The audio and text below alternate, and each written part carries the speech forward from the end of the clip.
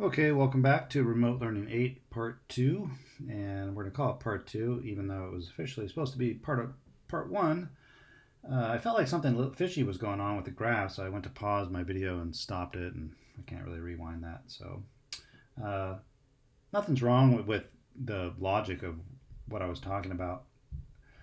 What I thought was fishy was that this graph just like shoots up so fast and then flattens out. And I know it's supposed to flatten out, but it wasn't supposed to shoot up so fast.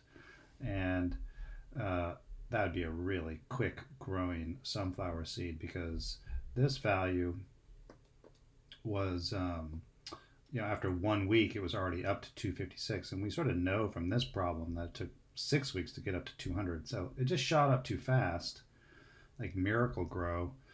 And the reason was when I typed it, I didn't include the decimal.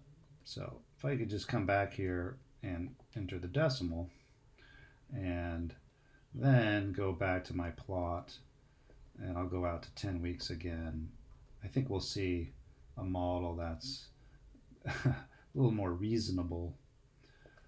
Okay, so here what's going on is you can see that we're at let's go to 6 weeks. So that's about 6 weeks. And you can see I'm up to the 200 mark at about 5.9 like I'm supposed to. So the sunflower seed, 1 week, each one of these is a week. So it grows and grows and grows and grows and grows. It grows, but then it starts to flatten out because it doesn't grow on indefinitely. It only reaches this maximum height where the asymptote is at 256. And I might be able to see that even a little bit better if I go into plot setup. You can just pinch pull, but I'll change that to 20 weeks and then take a look at the plot. And there it is. There's the growing, growing, growing. And then, oh yeah, at some point it stops growing and it just remains at that height, which is closer and closer to 256. Okay, so let me put this away and conclude the chapter. So what happens next is we start talking about chapter review. And then with the chapter review is the notion that there will be a chapter test coming. And even though we are learning remotely, we are going to endeavor to take on a chapter test. It'll have a little different flavor than what normally happens in the classroom. But that test is going to be on Tuesday, the 21st. And I'll send an email out to everybody and I'll post things at ThinkWave, but verbally the situation is going to be this. At least this is the current plan.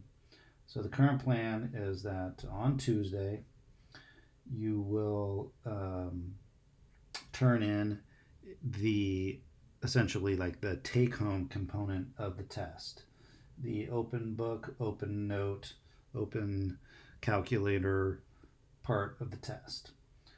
What you'll need to do is you'll just need to take each problem as it appears and rewrite it and work the problem showing all of the steps and writing it up super nice and formal because it is a test. So like your top-notch homework work where you show every single step. Okay, so there's that. And then the second part of the test will be a test where I give you a short number of questions and you do them and send me the pictures. Now, that second part of the test will be happening at 2:30 on April 21st.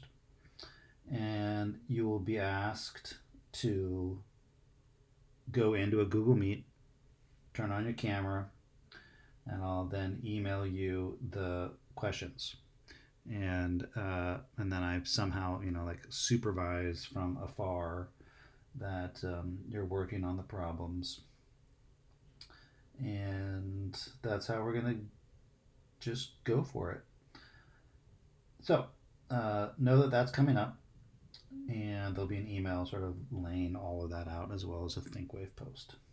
Okay, but let's get into the chapter review.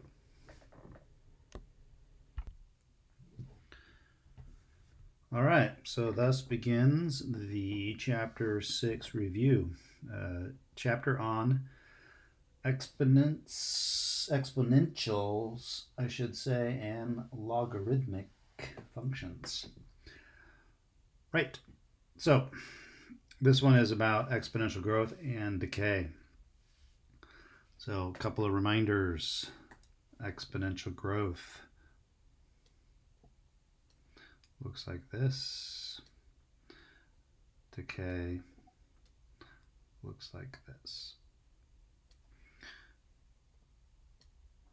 suppose they go in both directions, but there we have it. Okay, so tell whether the function y equals 3 to the x represents exponential growth or decay. Growth on account of this is bigger than 1. And then graph the function. So in order to graph the function on a testing scenario, then you're going to want to build a quick little input-output table so you can show your work.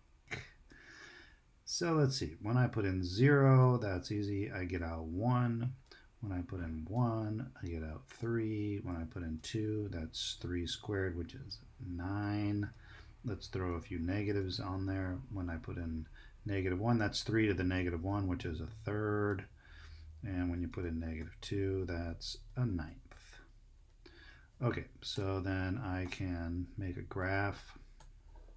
That isn't so bad now that I have some points. All right, so then what are these points? 0, 1. I have 1, 3. And at 2, I'm already up at 9. That's 2, 4, 6, 8, 9. Exponential growth. And let's see, at negative 1, I was at a third. And here I was at a ninth. And the asymptote is the x-axis. Never reaches it, but it gets super, super close to it. There's the y-intercept and exponential growth. Okay, so warming you up. Next, find the balance in the account. So in this opening section, we talked about simple interest. And there's a formula that goes with that. We talked about compound interest. There is a formula for that. And in a subsequent section, we talked about interest on a continuum. Simple interest. So that is the new amount is the principal times 1 plus the annual interest rate raised to the number of years. And compound interest is a similar formula, but that annual interest rate is going to be divided by n, so that'll be smaller, so that hurts you. But then we're going to multiply the number of years by n, and then that helps you. And what we saw is that the more compoundings, n equals number of compoundings, the more times they calculate your interest, the better it is for you. Okay, so let's see, let's read this one. You deposit $9,000 in an account that pays 1.46% annual interest. Notice it says a percent. Find the balance after 3 years when the interest is compounded quarterly. So breaking all of that into the equation, I have a principal of 9,000. I have 1 plus. Now I need to move my decimal twice, so that's 0.0146. Just double check that, move it twice to get 1.46%. Okay, the number of compoundings quarterly is 4. So then that's 4 times, and the number of years is 3. Okay, so let's see. What is the question? Find the balance. It doesn't say like how much money you made. It wants you to include the original 9,000 because that would be included in your balance. Okay, so now it's a calculator problem. And I go type in all of those numbers. So let's make that one happen rather quickly. So homeward bound. I got 9,000. 1 plus. Now be careful with the way that you write out these long fractions. Okay, so I did it right. It's just the 1 plus, and then this is the fraction divided by 4, and then raised to the 12. All right, 9,000, blah, blah, blah. Okay, so 9,402.21. 9,402.21 dollars.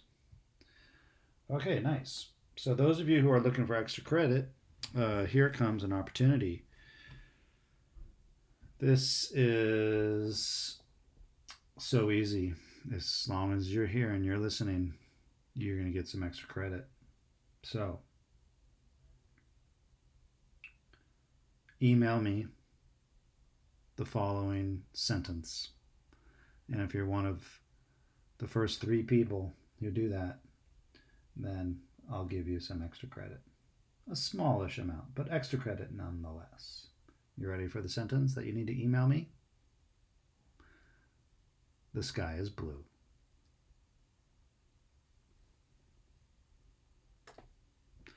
All right, moving on to 6.2.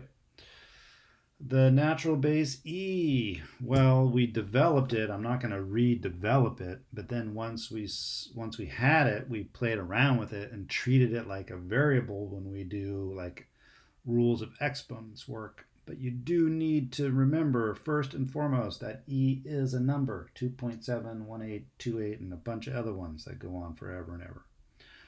Okay, now E is an important number because things that grow on a continuum or things that decay on a continuum, those formulas involve this number E. That makes sense if we were to go back and make E, but I'm not going to do that today.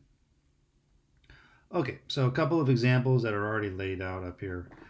This first one is for you to simplify the expression, and the idea is that you can go piece by piece. First, you can tackle the numbers. 18 halves is 9, and then you can treat E as a variable, even though it's a constant. And you can understand that you're supposed to subtract the powers when you're dividing common bases. It is base E, whether it be a variable or a number. All right, so then there you go. Now you could go to a calculator and get that awkward number, but that's not what we want when we want you to simplify the expression. So this is as simple as we're going to take it. All right, then over here, more rules of exponents. The power of 3 gets distributed, not exactly the right word to use, but the power of 3 applies to each of these factors, the multiplication symbol in there.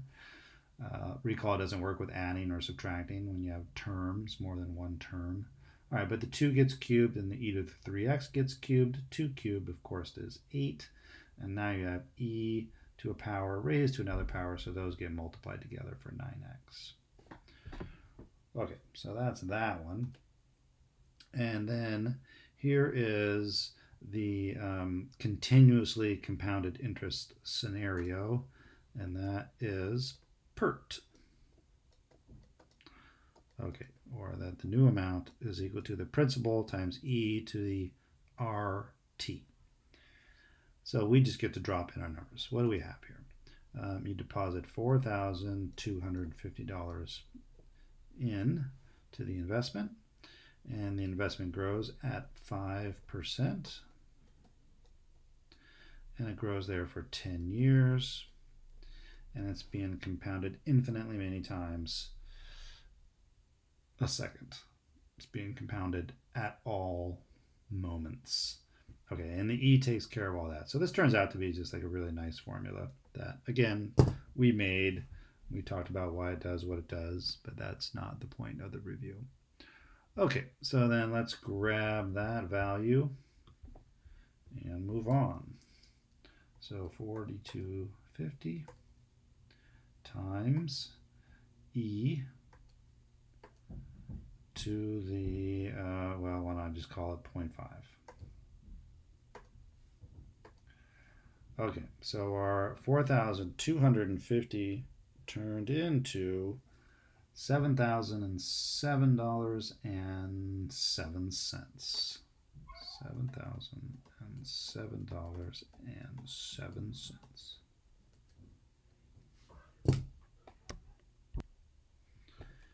All right, then moving on to maybe like the crucial formula for the rest of the chapter.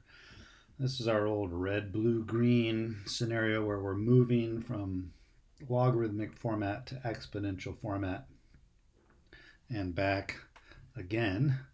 It is bidirectional. So 6.3, logarithms and logarithmic functions. There's a definition here that applies to all bases other than base 1. So let b and y be positive real numbers with b not equal to 1. I should have mentioned positive. The logarithm of y with base b is denoted as log base b of y and is defined as, all right, I'll get into that in just a second, but the language of it all is log base b of y is how you say that. And I mention, almost every time that the way that you should perceive this log base b of y is it is a question. And the question that it's asking is b raised to what power is y? And if the answer to that is x, that means then that b to the x is y. So as the chapter progressed, things got more and more complicated. So we want to maybe color code these pieces, and you can follow the color coding when things get confusing. All right, I don't know if these were the exact same colors I used when we did red, blue, green before, but here we have it. Okay, so let's then go down to the idea of the parent logarithm functions. And those are related, of course, to the exponentials that we already know. So then the exponential growth function is this one. This is the parent function where a is 1. And okay, so then it's doing its exponential growth thing. So for values of b that are greater than 1, we have growth. So then for values of b greater than 0, the inverse function log base b is this blue one flipped over the y-axis. So we get this red one. And all points get mapped over using symmetry. Okay, maybe a little bit of conversation around the asymptote. For the blue one, the asymptote is the x-axis. This blue graph gets pinched closer and closer to the x-axis. But for the red one, it is the y-axis. The red gets pinched closer and closer and closer to it. Okay, so exponential growth in blue, and its inverse, the log base b in red. B being positive and greater than 1. Okay, so over on this side then is decay. So our base value is between 0 and 1. So here's our decay curve where again the x-axis is the asymptote. And this one's a little trickier to flip over, but if you take all of these blue points and flip them over the y equals x line, then you get this red curve. So x-axis is the asymptote, y-axis is the asymptote, the blue is decay, and log base b is here in red, where b is between 0 and 1. All right, so then what's next is finding the inverse function, having been given the initial function that's either exponential or, in this case, logarithmic. So we'll do one of each.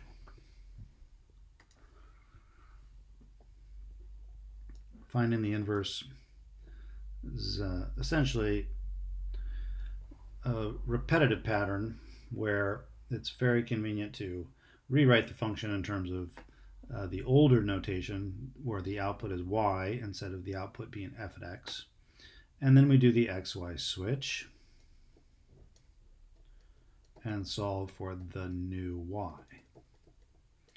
So here's the xy switch.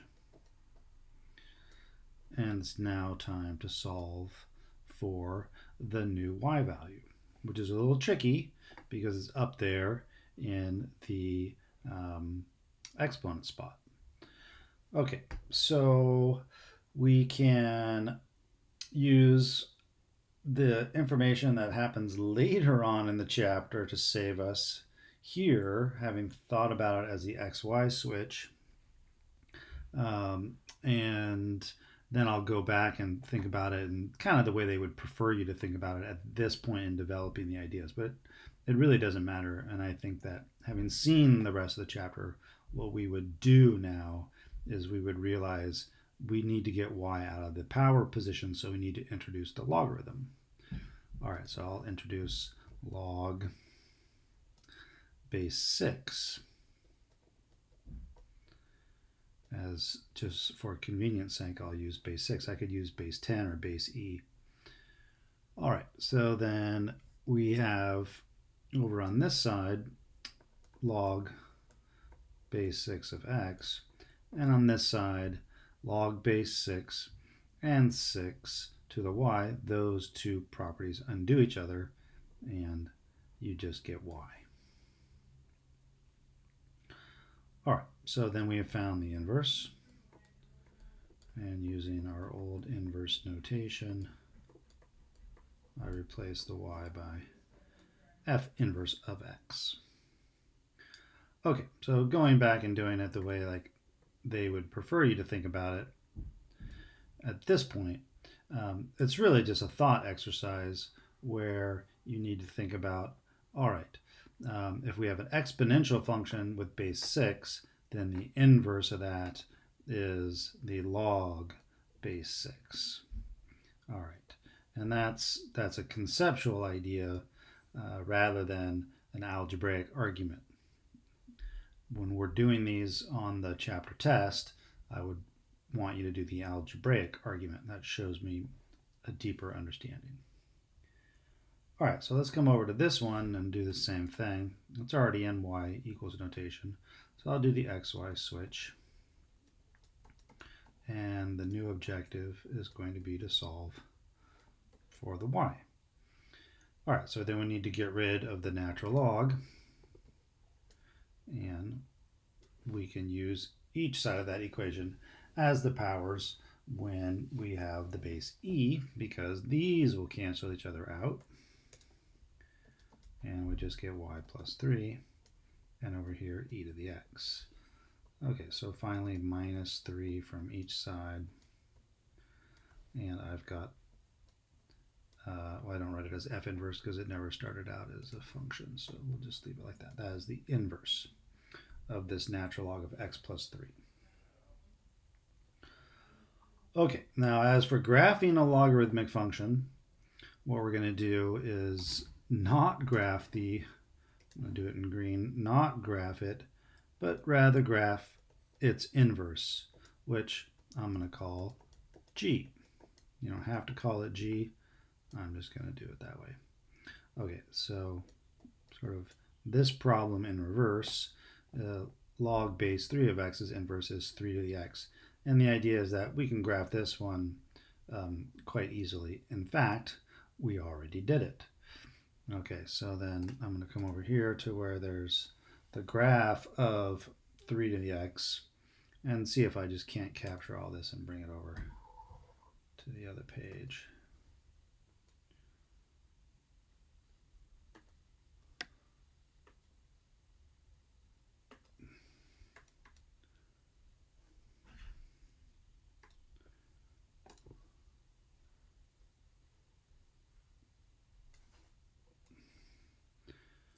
Oh great, I know what's going to happen. It's going to paste it way up on top. So all right, oh no it didn't. Thank you very much.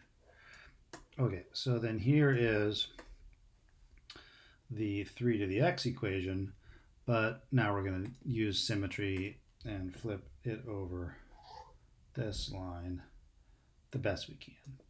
All right, and then I'll call that sort of so-called red one here, f at x. Okay, so this point lands over there. This point lands somewhere like there. And let's see. it squeezes towards the x-axis, so this one's going to squeeze towards the y-axis. Okay, so I'll just label that f at x. So I circumvented the actual problem by graphing its inverse because graphing exponentials is easier and we had already done it.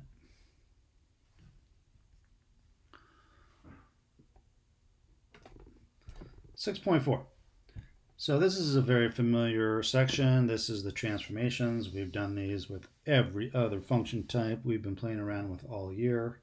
So let's start with this one. Describe the transformation of f at x equals, this is decay because we have a base between 0 and 1. So we're looking at a curve that would look like this.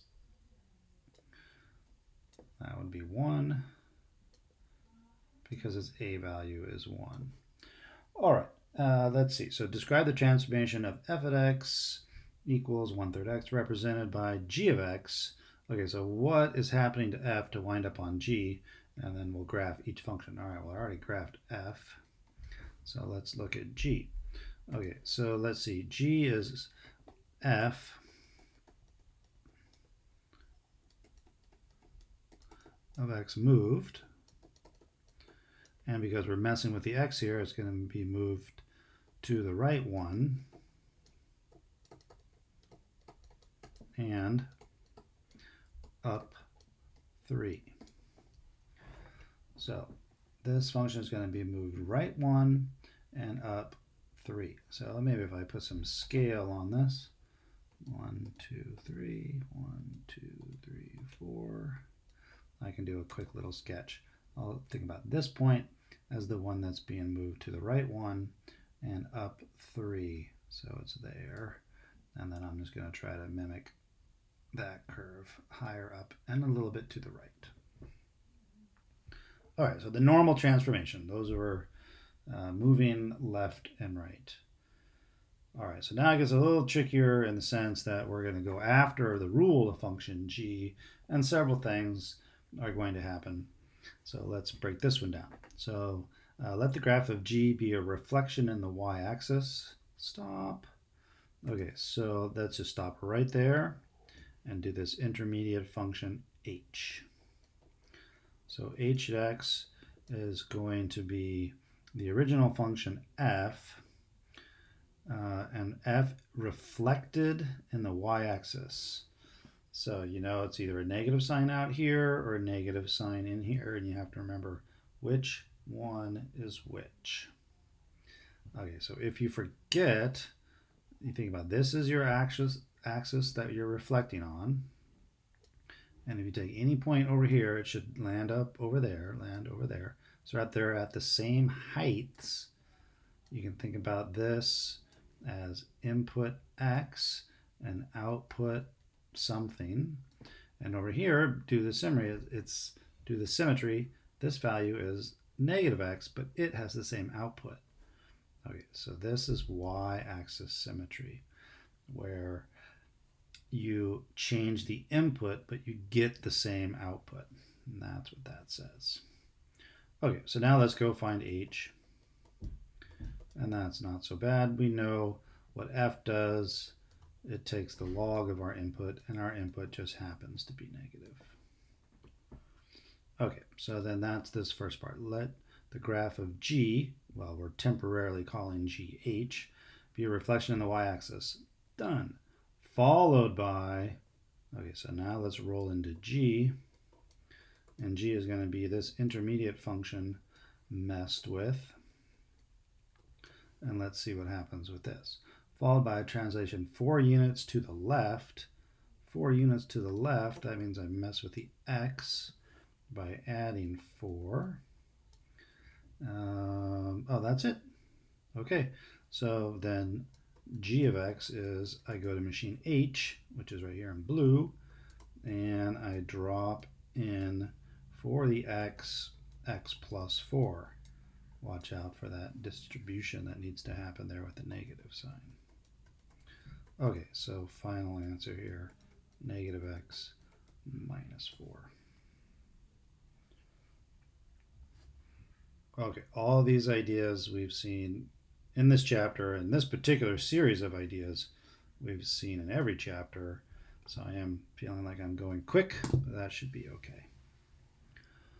All right, maybe the meat of the chapter, now that we've defined what logs and exponents are and how you go back and forth and how they're inverses of one another. All right, now we come upon some rules that were proven and used throughout the chapter. I would put a particular asterisk by the power property,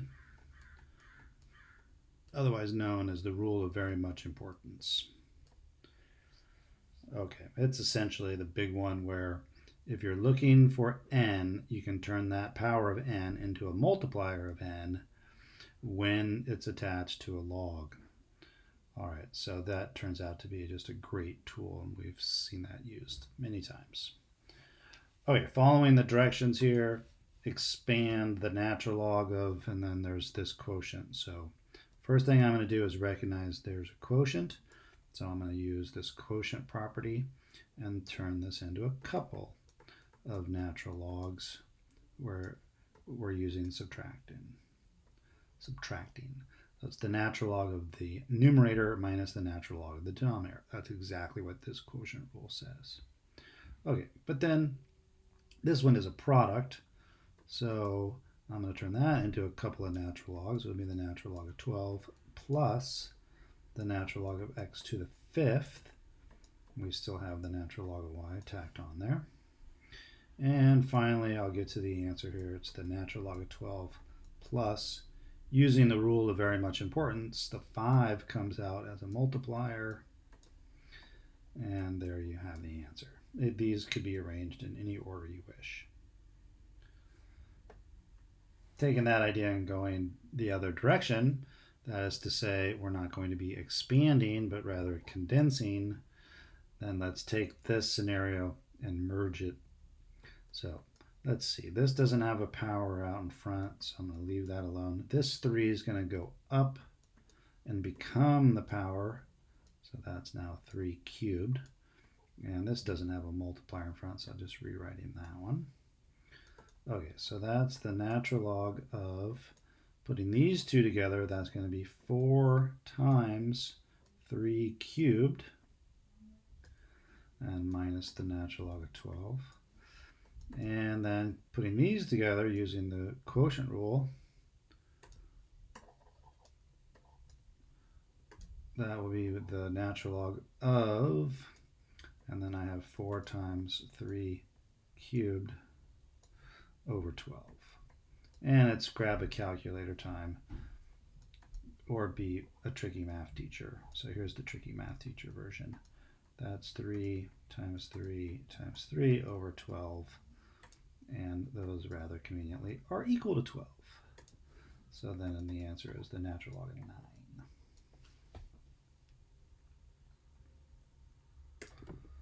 Okay, a couple more sections. I'm going to squeeze in here. I know the first video was a little bit shorter, so it looks like this one's going a tiny bit longer. All right, so let's see. Solve each equation. So these we cannot do by getting bases to match up. No way to turn 7 into base 12 or 12 into base 7.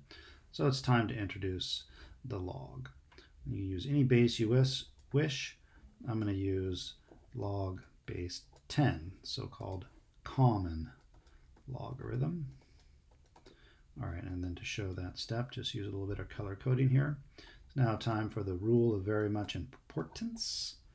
And the 5x comes out as a multiplier. And I'll now divide everything by a 5 and a log 7. Okay, so let's see. That just does the job. I get x, and the answer is log 12 divided by 5 log 7, which you can type into a calculator. I'm going to do that off screen. Let's see. Divided by 5 log 7. Oh, great. It's in the wrong mode. Gave me just the exact thing that I typed back to me. Log 12 divided by 5 log 7. 0.255 and going. Okay, so now this would be rewritten in exponential form. So I'm thinking about this as the question. 7 raised to what power makes 4x plus 9? And the answer is 2. So 7 squared makes 4x plus 9. That's 49. Subtracting 9 and dividing by 4. Okay, so I made quick work of that one. Over here, let's see what I can do. Well, I have matching bases, log base 3. So the first thing I'm going to do is merge these arguments together by multiplying them together. After all, there's a plus sign in there. So then that becomes 9x squared. Okay, so again, this is the question. 3 to what power makes the argument? And the answer is 2. So 3 squared equals the argument.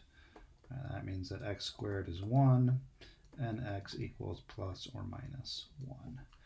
Now, we did talk about how at times you have to throw out one of the answers and we should check to see if it's correct. I am observing that if I put 1, I don't run into a negative argument, and if I put negative 1 on account of the squaring, I do not run into a negative argument. So I'm going to leave both answers. I have anything else on this page? No.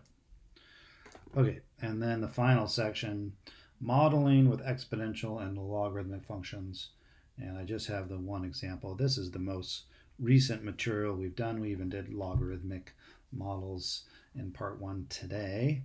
So I don't have another sample for that. But let's do a sample of exponential modeling. Okay, so exponential models look like this, whether they be growth or decay.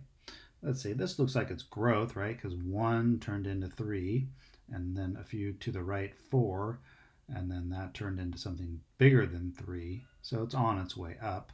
So it's one of these growth sort of scenarios. All right, and we have a couple of input outputs. So if you're more familiar with y as the output, you can consider this as x and y, and this as a different x and a different y. Okay, so we get two equations. Equation number 1 is 3 equals ab to the first, and equation number 2 is that 24 equals ab to the fourth. All right, so I like to solve for a, so divide everything by a b, and I get a equals 3 over b. Substitution method. And so now we've got 3 over b equals b to the fourth. That kills off one of those, leaving a cubed. So 24 equals 3b cubed. Divide each side by 3. Cubic root each side, and b is 2. Dropping over here, if b is 2, then a is 3/2. So the exponential function modeled by those two data points is f of x equals a, and then times the quantity 2 to the x. All right. So as I mentioned earlier in the video, we have a test coming up, and we have an two-part scenario where the first part is open note, open book, open calculator. You have to be super formal and show all of your process, i.e. steps and beautiful handwriting, graphs, etc. And that will be assigned at ThinkWave under today's date. And then the second part is you need to show up at a Google Meet, and I will give you a series of problems to do. under supervision, if you will. Hate to word it that way. Uh, and that is Tuesday at 2:30 is the supervised portion of the test. Okay, so I'll reiterate that in an email and a ThinkWave post, but you need to be ready to have your camera on and you need to be on time. Google Meet Tuesday, the 21st of April at 2:30 for the second part of the test. Okay, thanks everybody.